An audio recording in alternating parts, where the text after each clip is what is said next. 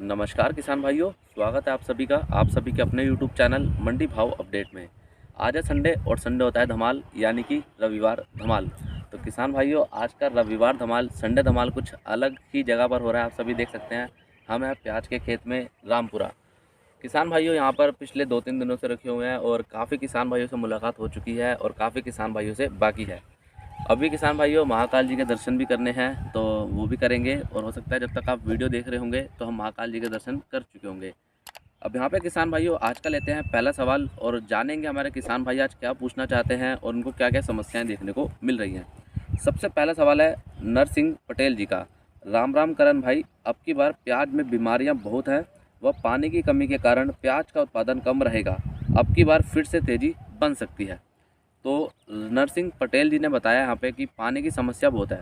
पिछले 2-3 दिनों से किसान भाइयों मैं यहाँ पे देख रहा हूँ और मैं ऐसा नहीं बोलूँगा किसान भाइयों की पानी की समस्या सभी जगह पर है, क्योंकि कुछ किसान भाई क्या अधिकतर किसान भाइयों के पास यहाँ पे कुएँ देखने को मिल रहे हैं। किसी ने सिंचाई की व्यवस्था बहुत अच्छी कर रखी है, जिसकी वजह से उनको पानी की समस्या नहीं हो रही।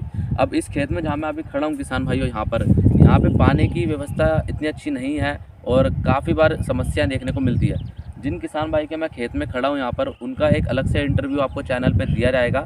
और दूसरी बात किसान भाइयों, यहाँ पे पानी की व्यवस्था कैसी है मैं आपको थोड़ा सा बताना चाहूँगा। यहाँ पे भी कुएँ हैं और लेकिन उन कुएँ से भी काम नहीं चल पाता और ये समस्या इधर ही नहीं सभी जगह देखने को मिल रही है लगभग। दूसरी बात किसान भाइयों, आप जैसे यहाँ पे बोला गया कि प्याज का उत्पादन कम रहेगा, इस खेत का उत्पादन किसान भाइयों कितना होगा आप खुद अंदाज़ा लगा के बता सकते हैं कमेंट बॉक्स में।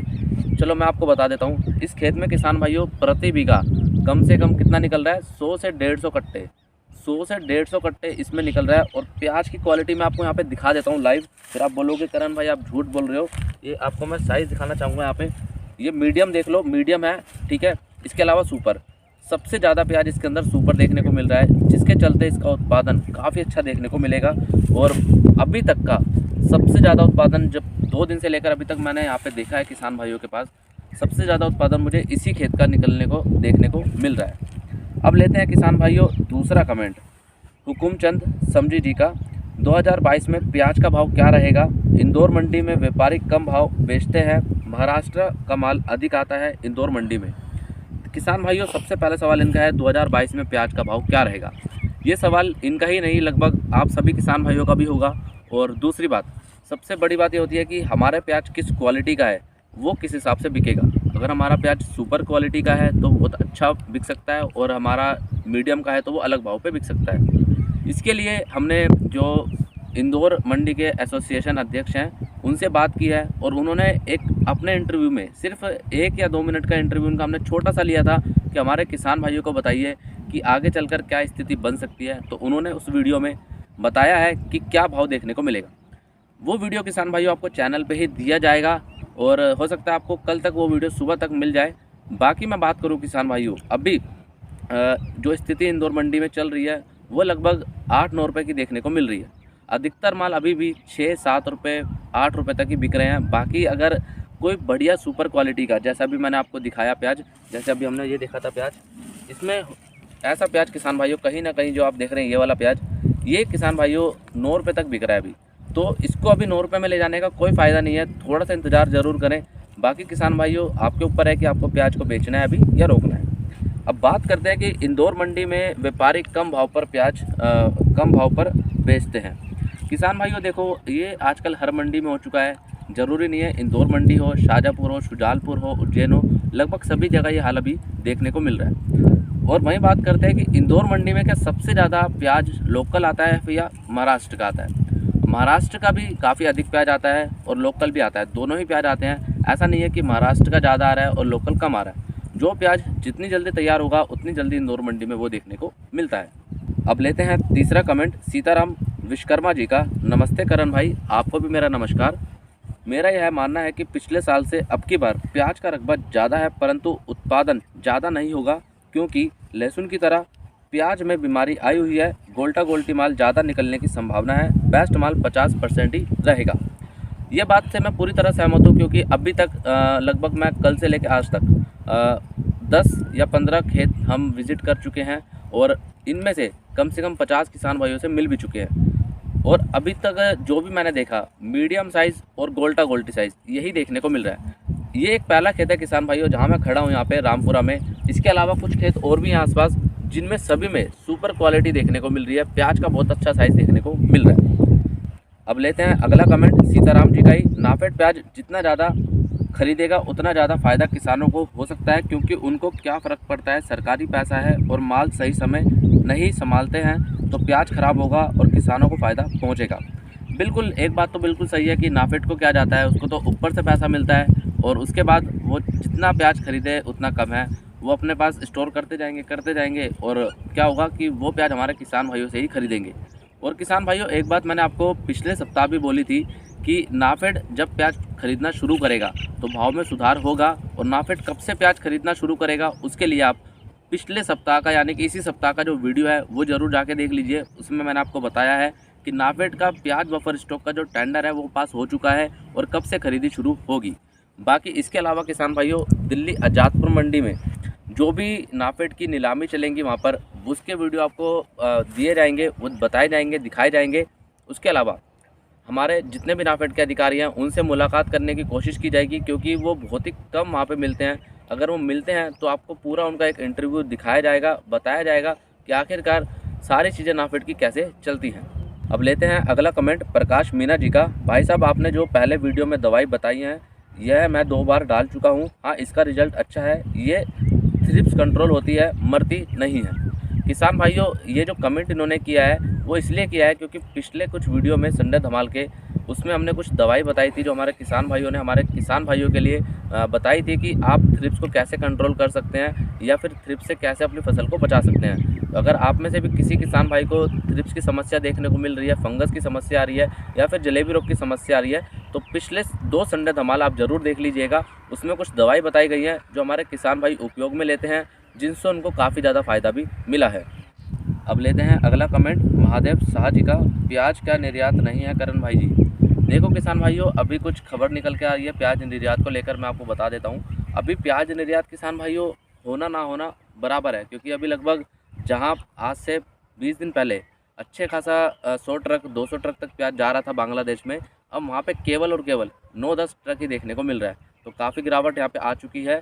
और इसके पीछे किसान भाइयों क्या कारण है वो भी मैं आपको बता देता हूँ। इसके पीछे 2 कारण हैं और ये खुद किसान भाइयों, मैं कल यहाँ पे एक हमारे प्याज निर्यातक भैया उनसे मिला हूँ और लगभग उनसे 2 घंटे मुलाकात हुई है इंदौर मंडी में ही मेरी, और उनसे मैंने बहुत ज़्यादा जानकारी ली आप सभी के लिए कि आखिरकार होता कैसे, चलता कैसे, अंदर की बातें कैसे किसान भाइयों को मालूम चलेगी। अभी 2 सबसे बड़े कारण किसान भाइयों यहाँ पे देखने को मिल रहे हैं। सबसे पहला कारण, बांग्लादेश में जो प्याज है वो आ चुका है। होता क्या है किसान भाइयों कि भारत में भी जब प्याज आता है, जैसे हमारी अभी प्याज तैयार हो चुकी है, अब ये प्याज तैयार होने के बाद क्या होगा किसान भाइयों कि हम जो सुपर माल होगा उसको स्टोर करेंगे और जो अभी निकालने वाला माल होगा उसको निकालेंगे। ऐसा ही किसान भाइयों बांग्लादेश में भी चल रहा है। अभी बांग्लादेश भी किसान भाइयों अब बहुत ही ज़्यादा समझदार हो चुका है, क्योंकि उनको प्याज की जब ज़रूरत थी तब उनको प्याज नहीं मिला, तो उन्होंने क्या करा है कि वो खुद आत्मनिर्भर बन रहे हैं कि भैया अब हम अपने प्याज को लगाएंगे और अपने हिसाब से आगे ज़्यादा लंबे समय तक अपने प्याज को रखेंगे, ताकि हमारी जो आम जनता है उसको प्याज मिल सके और हमें किसी प्रकार से कोई परेशानी ना हो। इसके चलते किसान भाइयों बांग्लादेश में जो उत्पादन है वो भी बढ़ा है पहले से, और बांग्लादेश में जो उत्पादन के साथ साथ प्याज की क्वालिटी है उस पर भी काफ़ी ज़्यादा ध्यान दिया जा रहा है। दूसरे कारण की बात करते हैं किसान भाइयों। दूसरा कारण ये है कि बांग्लादेश में आईपी इशू हो चुकी है। आईपी मतलब किसान भाइयों जो आयात बांग्लादेश करता है प्याज, यानी कि भारत से जो भी प्याज वहाँ पे भेजा जाता है, निर्यात किया जाता है, बांग्लादेश की तरफ से जो आईपी है वो इशू कर दी गई है।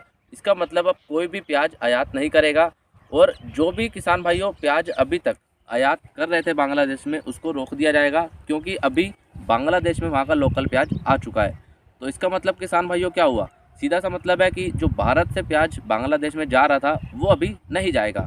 अब लेते हैं किसान भाइयों अगला कमेंट संजय जी का। कम उत्पादन के कारण मजदूरों ने कटाई का रेट बढ़ा दिया, 70 रुपये से 100 रुपये कटाई लग रही है। कुछ किसान ने बाद वाले प्याज में गाय भैंस चारा दिया है, बहुत हालत ख़राब है। बिल्कुल किसान भाइयों, मजदूर की हालत जो हमने भी यहाँ पे बात करी है, और अभी जैसे कि हमारे काफ़ी किसान भाइयों से मिल चुके हैं हम, हर जगह जो मजदूर का खर्चा है वो बढ़ चुका है, चाहे महाराष्ट्र हो, मध्य प्रदेश हो या फिर गुजरात हो या राजस्थान हो। अभी यहाँ पर किसान भाइयों जिस खेत में मैं यहाँ पे खड़ा हूँ अभी इन किसान भाई से मैंने पूछा कि आपका पहले मज़दूर का खर्चा कितना आ रहा था, तो उन्होंने बताया कि पहले प्रति मज़दूर एक मज़दूर का खर्चा 200 रुपये था और अब वो बढ़कर 300 रुपये हो चुका है। ये तो है कि किसान भाइयों कि हम एक मज़दूर से तो पूरा खेत नहीं करवा सकते, उसके लिए कम से कम और ज़्यादा मज़दूर लगेंगे। अगर हमने एक प्रति बीघा के अंदर भी, या फिर यहाँ पे जितना भी आपको प्याज दिख रहा है, ठीक है, ये 4 बीघा होगा या 5 बीघा होगा, इसमें हमें कितने मज़दूर चाहिए होंगे, उसके लिए आप खुद लगा सकते हैं आइडिया।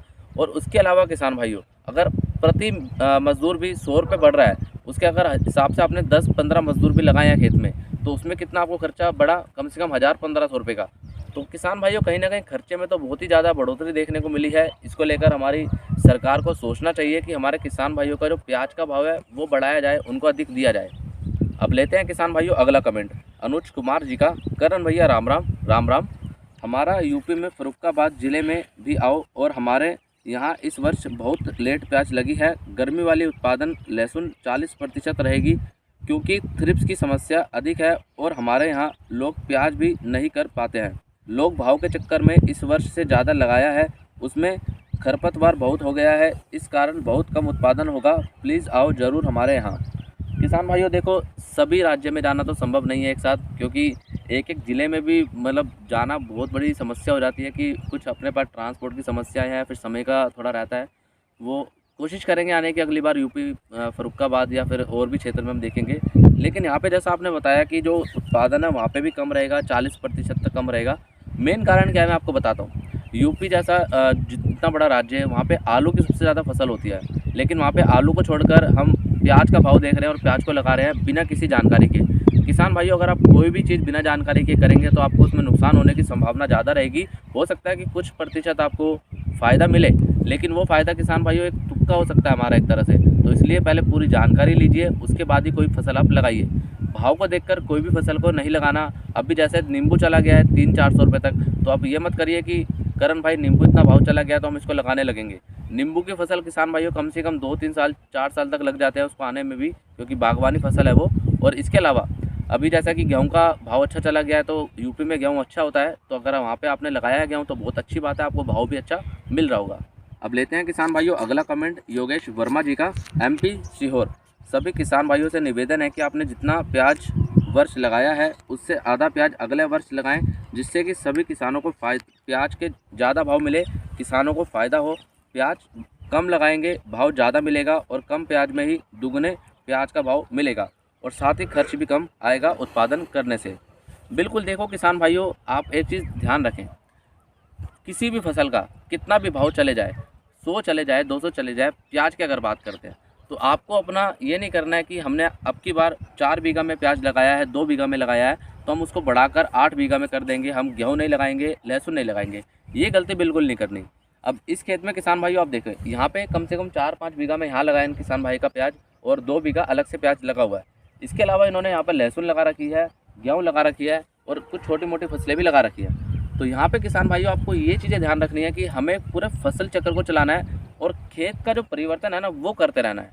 खेत का परिवर्तन किसान भाइयों कैसे, मैं बता देता हूँ आपको। इससे आपको उत्पादन अच्छा मिलेगा। जैसे आप मेरे यहाँ पे हाथ में देख सकते हैं। अब कैसे, यहाँ पे पहले इन्होंने लगाया था गेहूँ, ठीक है, उसके अलावा उन्होंने इस वर्ष लगाया प्याज। अब अगले वर्ष जब लगाएंगे या अगली फसल जो भी लगाएंगे वो कोई और दूसरी लगेगी। इससे किसान भाइयों क्या होगा, जो ज़मीन की गुणवत्ता है ना वो अच्छी बनी रहेगी। बाकी किसान भाइयों आप कमेंट करके बताना क्या आप इस तरीके से प्याज को या फिर कोई भी फसल को लगाते हैं, या फिर एक ही खेत में एक ही फसल को बार बार लगाते हैं। अब लेते हैं किसान भाइयों अगला कमेंट जगदीश चौहान जी का। करण भाई नाफेड प्याज का और कैसे खरीदता है बताएं, हम भी नाफेड को प्याज बेचना चाहते हैं एमपी। किसान भाइयों देखो, अभी तक मैंने जो जानकारी यहाँ से निकाली है, नाफेड प्याज मध्य प्रदेश में कैसे खरीदता है और कहाँ खरीदता है। नाफेड मध्य प्रदेश में मंदसौर में प्याज खरीदता है, जहाँ तक अभी मुझे जानकारी मिली है, और दिल्ली आज़ादपुर में प्याज को उतारा जाता है, वहाँ पे बोली लगती है। लेकिन हाँ, खरीदी महाराष्ट्र में भी इसकी देखने को मिलती है, नासिक ज़िले में, बाकी पुणे में।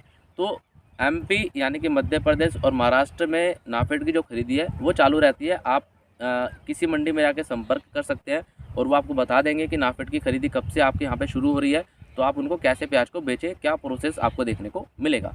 तो किसान भाइयों, अगर आपने वीडियो को यहाँ तक देखा है ना, तो चैनल को सब्सक्राइब करना ना भूलें। सब्सक्राइब जरूर करें। सब्सक्राइब करने के बाद बेल आइकन को जरूर दबा लीजिए, ताकि आपको यहाँ से काफ़ी ज़्यादा महत्वपूर्ण जानकारियाँ जो काफ़ी समय से दी जा रही हैं वो आगे भी आपको कंटिन्यू मिलती रहें, वीडियो अच्छा लगा है किसान भाइयों, आप एक छोटा सा लाइक करिए।